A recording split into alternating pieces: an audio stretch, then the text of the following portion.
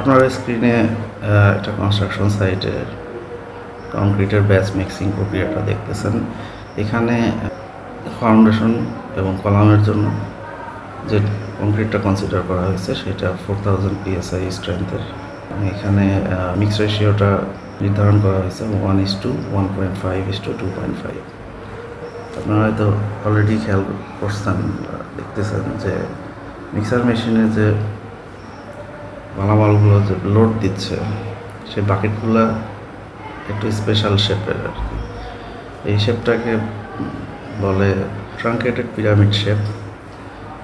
সোজা বাংলায় যদি বলি যে পিরামিড যে আছে, পিরামিডের মাথা যদি কেটে ফেলা হয়, এটাকে উল্টা করলে যে শেপটা আসবে, এই এখানকার বাকেটের শেপটা সেই শেপের। সাধারণত বেশিরভাগ আপনারা 4 কোণার বক্স শেপের বাকেট দেখে অভ্যস্ত, বাট এই সাইটে এই স্পেশাল শেপের বাকেটটা ব্যবহার করছি। এর কিছু কারণ আছে, এটা আমি পরে ব্যাখ্যা করছি।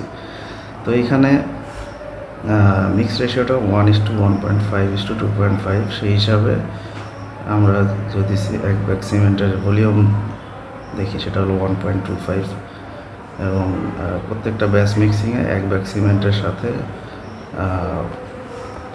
ভলিউমেট্রিক রেশিও ক্যালকুলেশন করলে 1.875 CFT বালি এবং 3.125 CFT পাথর দেওয়া হচ্ছে প্রতিটা ব্যাচ মিক্সিংয়ে।